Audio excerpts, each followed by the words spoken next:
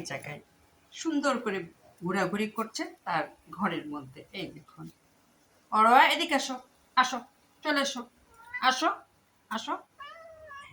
এই দেখুন কি হয়েছে, হ্যাঁ, ঘুমাতে ইচ্ছা হচ্ছে।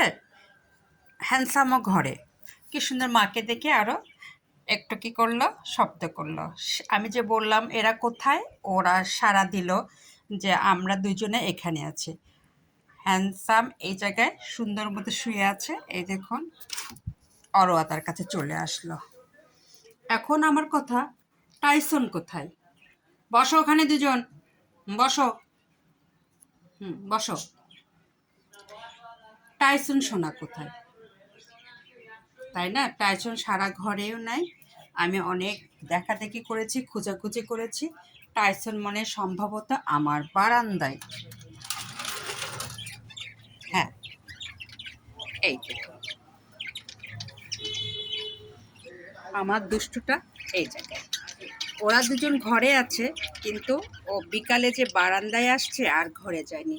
তার মানে আজকেও প্রকৃতি দেখবে, আর ঘরে ঢুকতে ভালো লাগছে না বিধায় ও সুন্দর করে বারান্দায় বসে আছে। এই দেখুন, শুধু বসে বসে ঘুমাচ্ছে না, এই পাখিগুলোর কিচিরমিচির শুনছে, কারণ এরা একটু শব্দ করে আর ওর মধ্যে কৌতূহল জাগে।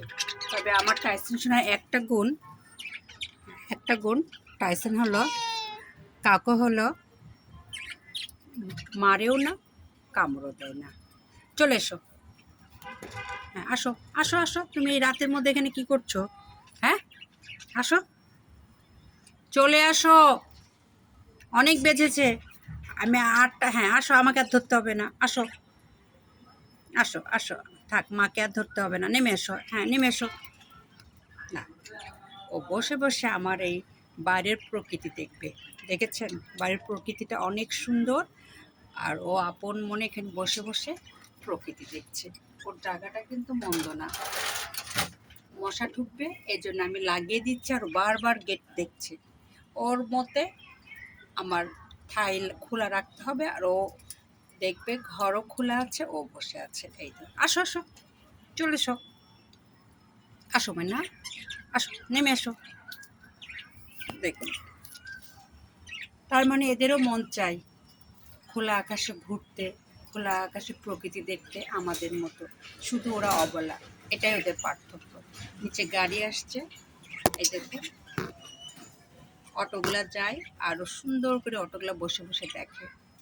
পাখিগুলোও তাই, আমাকে দেখে দেখুন বের হওয়ার জন্য চেষ্টা করতেছে। আসলে এদের যারা পালে তারা এদের কথা বুঝতে পারে, ভালোবাসা বুঝতে পারে। কারণ আমি পাখি, বিড়াল, কবুতর সবে পালি, তো এই জন্য অবলার কথা আমি বুঝতে পারি। এই দেখুন আমার টাইসন সোনা, আমি গল্প করছি, ও কিন্তু ঠিকই সব দেখছে, শুনছে, আবার একটু লেজও নাড়াচ্ছে। আয় চলে এসো, চলো, চলো।